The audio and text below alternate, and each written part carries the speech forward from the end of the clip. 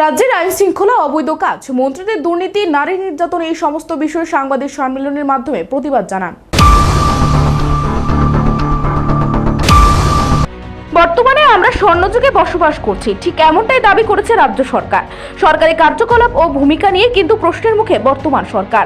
রাজ্যে নেই কোনো সুষ্ঠু আইন শৃঙ্খলা, বিভিন্ন অবৈধমূলক কাজের সাথে সরকার বা প্রশাসন জড়িত রয়েছে বলে সাংবাদিক সম্মেলনের মাধ্যমে জানান বিরোধী দলনেতা তথা বিধায়ক জিতেন্দ্র চৌধুরী। তিনি আরো বলেন যে রাজ্যে দিন দিন নারী নির্যাতন, সাধারণ জনগণের উপর অত্যাচার প্রতিনিয়ত চলছে। ক্ষমতাশীল ব্যক্তিরা তাদের ক্ষমতা প্রদর্শনে কোনো রকম কমতি দেন না। সাধারণ মানুষ অত্যাচারের বিরুদ্ধে প্রশাসনের দ্বারস্থ হলেও প্রশাসন সেই ক্ষেত্রে মুখ বধিরের ভূমিকা পালন করে।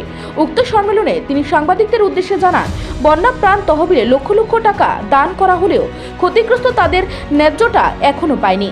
এদিকে বর্তমান দলীয় নেতারা নিজেদের সম্পত্তি বাড়াতে উঠে পড়ে লেগেছে। গরিবদের কিভাবে সাহায্য করা যায় সেই বিষয়ে তারা নজর না দিয়ে নিজেদের সম্পত্তি কিভাবে বাড়ানো যায় তারা তৎপর। এদিকে বিপ্লব দেবের ব্যক্তিগত প্লেন ভাড়া নিয়েও তিনি মুখ খুললেন। গুড মর্নিং, খুলুমখা, সবাইকে স্বাগত জানাচ্ছি।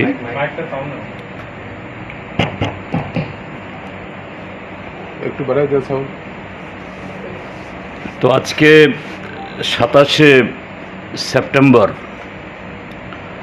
আর মাত্র কটা দিন বাদেই যে আমাদের শারদ উৎসবের যে মূল পর্ব শুরু হবে, ইতিমধ্যেই ডাকের কাঠি পড়ে গেছে। কিন্তু আমাদের রাজ্যে এই বিজেপির শাসনে দিনকে দিন যত দিন গড়াচ্ছে, যত দিন আসছে, সমস্ত ক্ষেত্রেতে সরকারের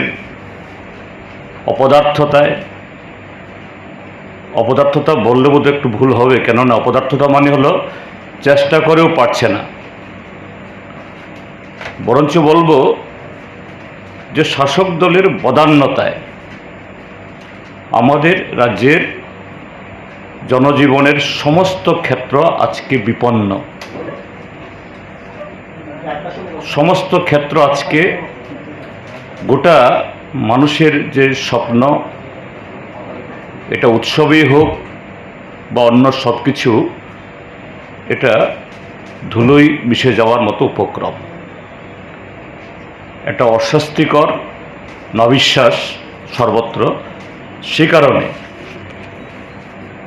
এরকম প্রাক এই উৎসবের মরশুমেই আমাদের পার্টি আগামী 3রা অক্টোবর আমরা আগরতলা শহরে একটা রাজ্যভিত্তিক প্রতিবাদ কর্মসূচি বা আন্দোলন কর্মসূচি গ্রহণ করতে আমরা বাধ্য হয়েছি, অর্থাৎ একটা বিক্ষোভ। যে ইস্যুগুলোর ভিত্তিতে আমাদের এই বিক্ষোভ বা প্রতিবাদ, সেটা হলো যে আইন শৃঙ্খলার চরম অবনতি। আমাদের রাজ্যের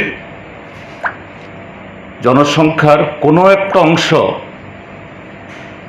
এই আইন শৃঙ্খলার অবনতি, তার যে